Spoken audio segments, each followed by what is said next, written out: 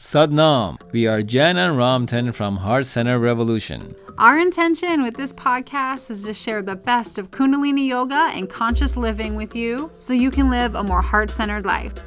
Welcome to episode 17 of the Heart Centered Revolution podcast. In this episode, we talk about how Kundalini Yoga helps us to tap into our healing abilities. And at the end, I'll lead you through a pranayam called Build Your Own Excellence. It's kind of an intimidating title, but we will give it a shot. We will join Ramtin's class now. Today, the kriya we're going to do is kriya for disease resistance. So, how do we resist something? We strengthen something else. And how does that help us resist something? At this point in a class, a student answers Ramtin's question by saying that if your nervous system is better able to handle stress, then you won't be having diseases or get sick as often. Yeah, it's simple. This stuff is simple, right?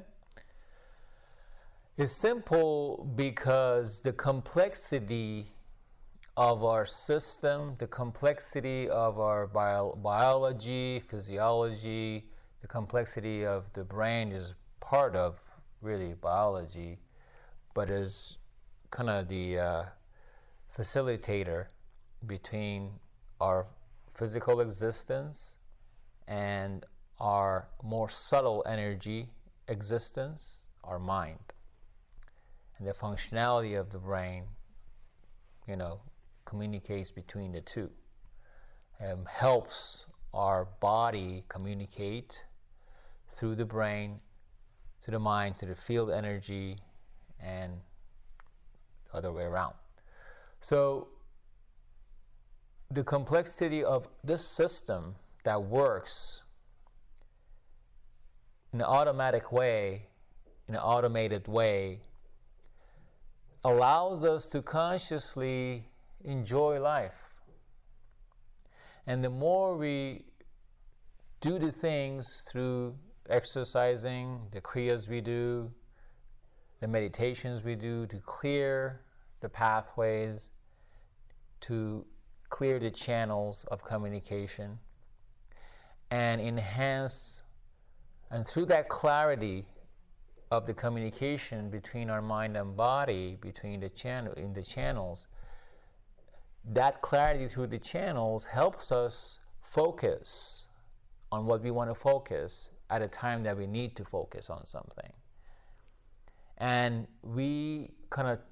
is said to be, that's clarity. So that's why, is so popular for people to say meditation is to clear your mind. Really, it's not like you're clearing away or deleting things from your mind. Because once you establish a memory, and the memory is consciousness, everything we're doing creates a certain consciousness at different levels. All the stuff we become aware of in the more esoteric level, energy level, physical level, is just consciousness that has established and has developed and formulated in a form, a physical form, in an energetic form, more subtle form, 10 bodies, if you're familiar with 10 bodies in Kundalini Yoga. All those are energy forms. So that's how we clear our mind. So what we want to do when we do disease resistance, right? Exactly, by strengthening our nervous system or glandular system, by just simple moves, focusing on clearing the channels, and it shifts our focus on what we want to do, the more positive things, if you will. And when we do that, there is no room really for negative, for any dis-ease in the body. Dis-ease is not just, like illness. Our illnesses in the body are, the way we, body syndromes, so to speak, that they come up is a way of communication our body has to let us know there's something wrong. You need to change the direction of your thoughts. Because it's all working together. It's not separate. And that's what we become aware of. And as we expand our consciousness through the practice of Kundalini Yoga, our consciousness is affecting those who are more involved in the field of medicine, science, to actually do bring in the reality of our consciousness in the more subtle forms of energy, spirit, it is called, into our physicality, and is one thing. So a lot of time, science and in medical field, they end when it comes to something that's beyond measure for them, they put it in a form of question. What if this was this way? What if there was more to it than our cellular body? What if there was the consciousness? And the way they utilize those words is in a form of being ambiguous, but we want to bring it into more tangible aspect of who we are. So strengthening every aspect of who we are through the practices and the focus, all we have to do is do a simple move consciously, like we do in the Kriyas in a certain order, that we are awakening the parts of the body to communicate to each other more effectively, opening the channels. We're using our breath. We're using the consciousness that has been created before us in a form of mantra. And as we listen to the mantras, as we also have our own mantras in our own language. But the language we use ourselves, there's different associations we have. Like even the word love, even the word compassion, passion, kindness, truth. There's a certain association subconsciously with that. Well, when we tap into the pure mantras, a Sanskrit word, that when we hear that this word has this meaning behind it, right? We purely kind of tap into that consciousness. So that consciousness for us that has been chanted and has been chanted for a certain purpose and is a field of energy, and we tap into when we chant that mantra as well. So through the technology of mantra, our breathing, and systematically working our body through the Kriyas, we are programming our subconscious mind, if you will. I don't like that word programming as much, but it is sort of like that. So it's programming the subconscious mind. And by just simple techniques and simple things we do, we tap into the complexity of our system that we didn't need to know anything about to program it. And as we do that, we allow that system to automatically work for us now. So we don't have to know the ups and downs and inside and outs of anything about our own system. All you have to do is just how to, manipulate it. Or not even that, program it. That's better, more positive, right? Program it. So we do that in a few minutes a day, and then we just allow it, let go, and allow it to work for us. That's what it's meant to be. That's why 90% of our mind power is a subconscious, at a subconscious level, is a consciousness, but at a subconscious level, because we don't need to know about everything about it. You don't need to know exactly how many times our heart beats every second, or what happens between, the communication goes on between our digestive system and the brain, and how there's millions of things going on. It's amazing. And rightfully, that's why the science has become so amazed by the physical existence of who we are.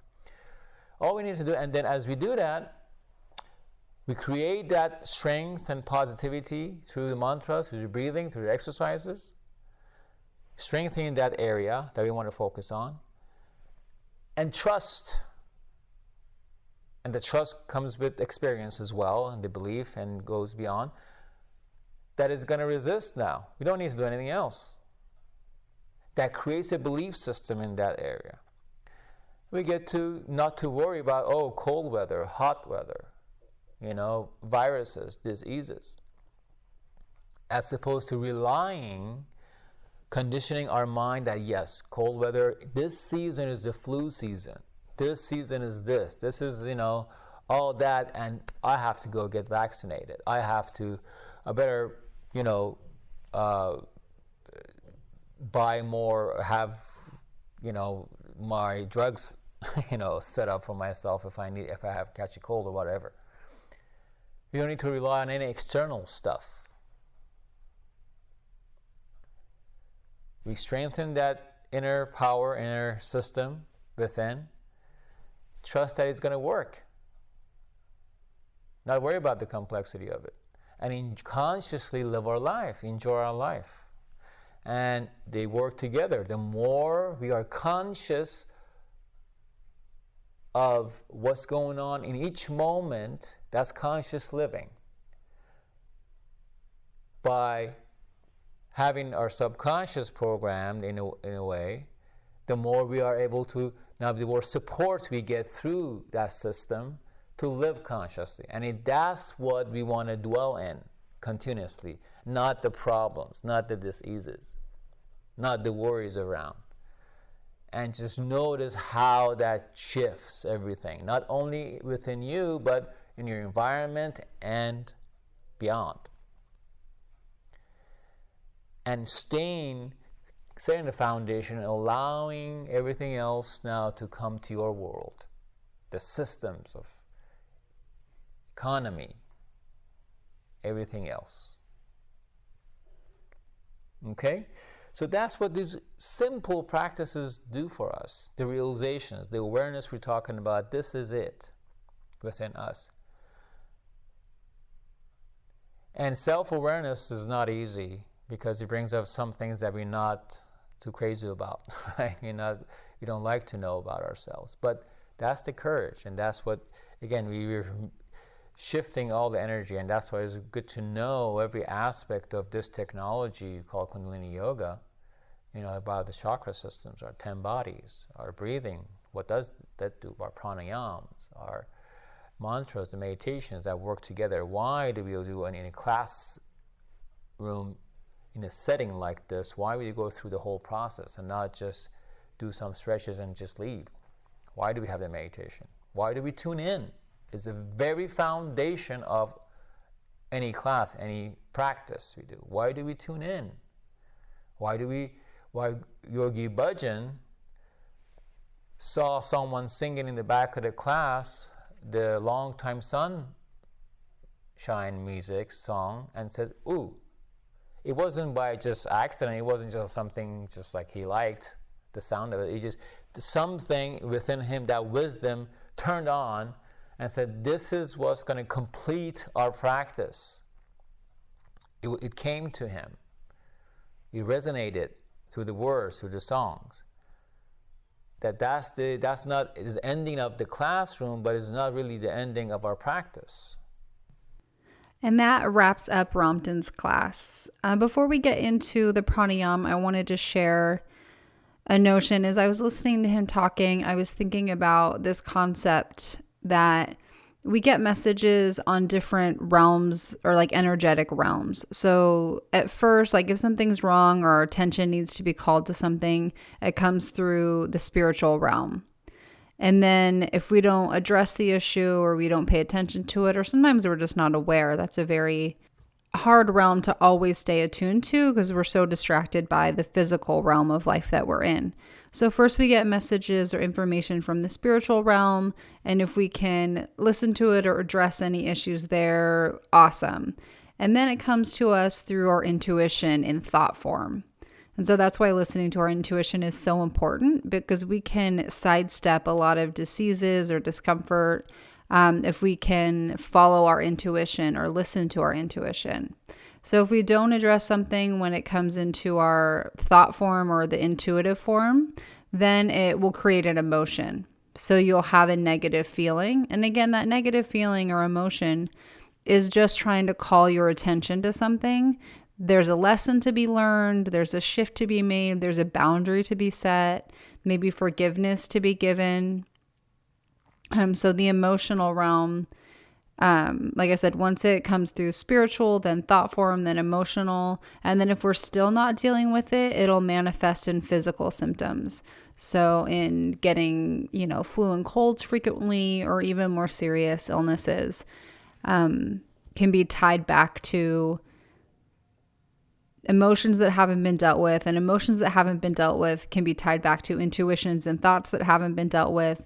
And then those come from the spiritual realms. So it's all connected. And that's why the yoga of awareness is so important. This Kundalini yoga practice that we do, because we can get more aware and become better listeners. And we can hear the messages in the spiritual realm, in the intuitive realm, and not have to deal so much with the negative emotions and physical illnesses. They still come, of course, because there's still lessons to be had, but it's fewer and further between, and you see them in a different light. You see them as a way to grow and to learn and to progress yourself. So that was just kind of a thought that I had as I was listening to Ramtin. So now we will move into the pranayam practice for today. Today's pranayam is called Build Your Own Power of Excellence. It's called the Pranayama Kriya, in case you're curious. So the quote says, this is called the Pranayama Kriya. It is very sacred to people for their health, wealth, and happiness. It affects the pituitary in a very polite but very direct way. It builds up in you your own power of excellence. But don't overdo it. It should be done from 3 to 5 minutes maximum.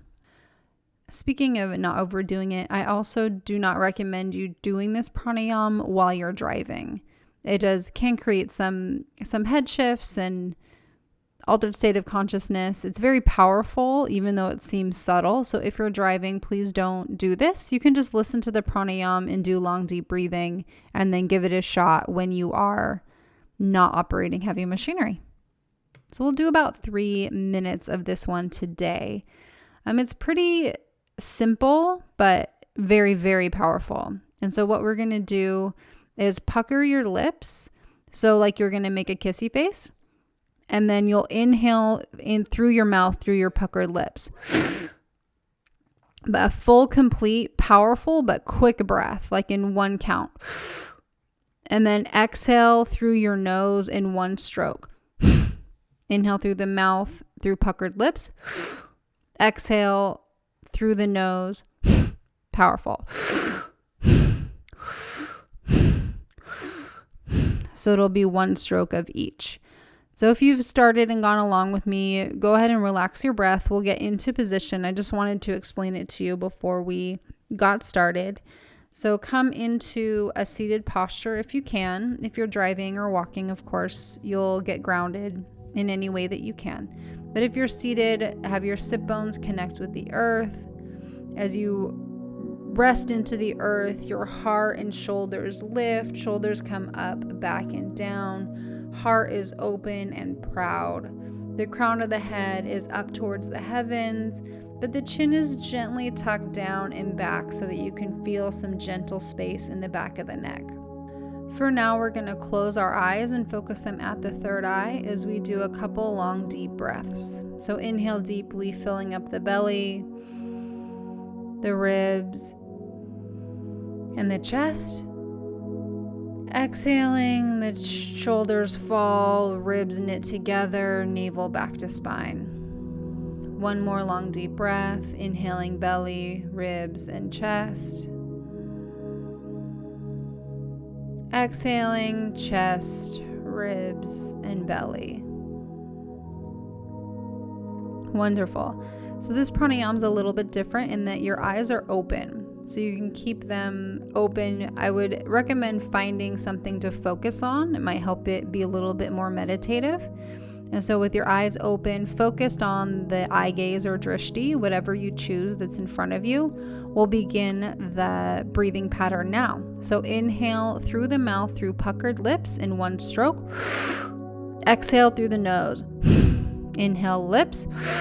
Exhale nose. Inhale lips. Exhale nose. Continue at your own pace.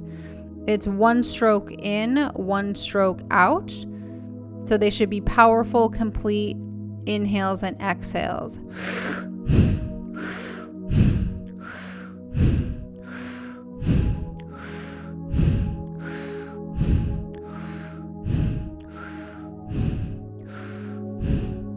So you want to inhale a full breath through the mouth and exhale completely.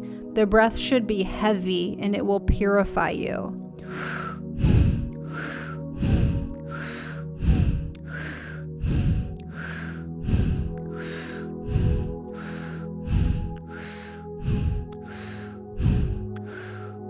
If your mind starts to get uncomfortable or panic, focus on your eye gaze. Focus on something.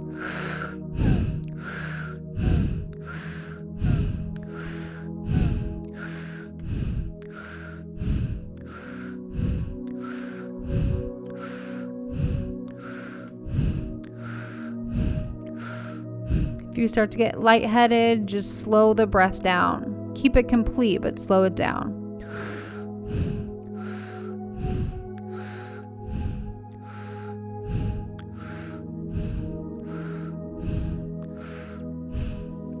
Continuing with this breath, inhaling through the mouth, through puckered lips, exhaling through the nose, one stroke of each.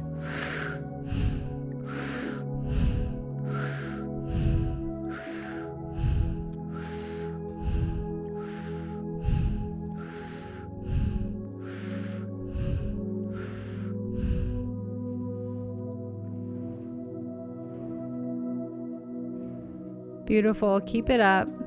We have just 15 seconds left to go.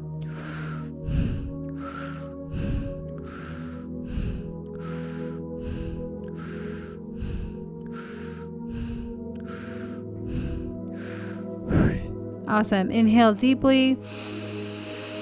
Hold the breath.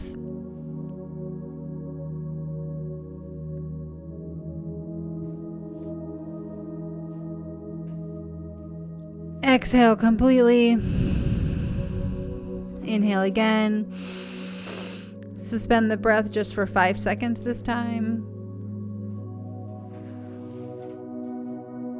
Exhale completely. Inhale. Hold the breath for 5 seconds. Exhale. Last time. Inhale deeply. Fill entirely up. We're going to hold the breath here for 25 seconds.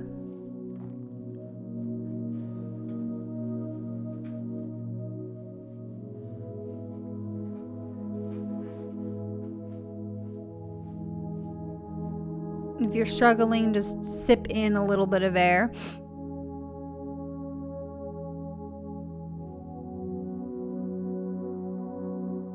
Beautiful. Exhale completely. Close the eyes. Let the breath slowly return to normal, to your regular breath.